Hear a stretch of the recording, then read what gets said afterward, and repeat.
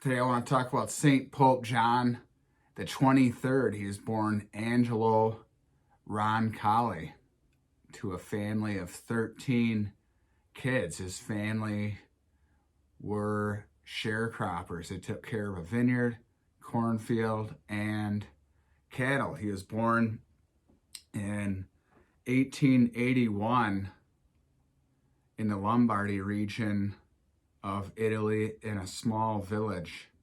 His parish priest helped to educate him. At the age of 12 years old, he entered the seminary. He later received a scholarship to be able to study in Rome. And during his studies, he was interrupted to serve in the Italian army. He came back and completed his studies, received a doctorate in theology, and then he later studied canon law. And in 1904, he was ordained and served as a secretary to his bishop in the Lombardy region. He also taught apologetics, church history, and the church fathers. When Italy entered World War I in 1915, he was again called into the Italian army, where he was a chaplain and stretcher bearer. He was a sergeant as well, serving in the medical corps. In 1935, he was made apostolic delegate to Turkey and Greece, and he used that appointment to help many Jewish people. He actually helped save thousands of refugees. Then later he was made apostolic nuncio of France, where he had to negotiate the retirement of bishops who had collaborated with Germany in World War II. And I wanted to mention some of his efforts during the Holocaust that he did to help save Jewish people from the Nazis. Jewish refugees who arrived in Istanbul were assisted in going to Palestine or other destinations were helped by him.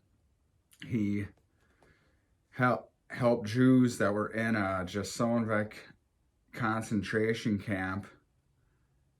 He had them liberated through his intervention.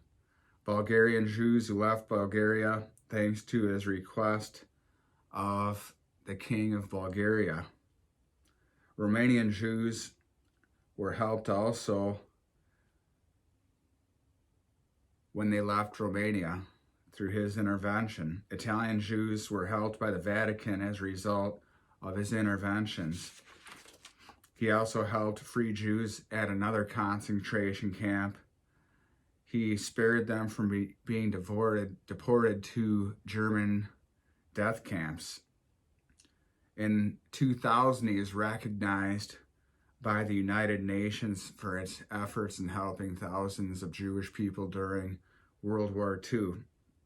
He became Pope in 1958 at the age of 76.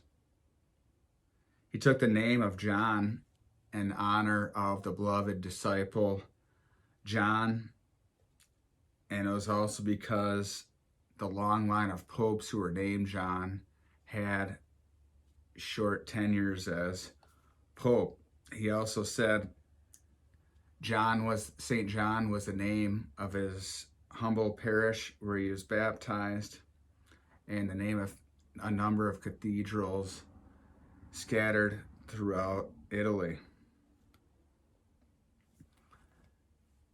John the 23rd started the Second Vatican Council, and since his death, much has been written about him. When he died, a newspaper said call it a death in the family. That's how they looked to him in Italy. He wrote a book called The Journal of a Soul. It's a spiritual autobiography. He started writing it when he was in the seminary and wrote in that journal off and on his whole life. We had it in our parish library, I noticed, so I read it. It's a very interesting book detailing the spiritual life that he had, his relationship with God, the different ups and downs and difficulties he experienced, as well as the good things he experienced. in his life. I think he's a great example of having situations that were outside of his control, like the two different wars. Actually, he was alive for those three different wars that affected him. The first one he served in, the World War I, where he served, and then World War II, where he's helping Jewish refugees. And he's a great example of a person who looked to seek and do God's will the best he could in the moments that he had. Just like right now, we have a situation that's outside of our control with the pandemic.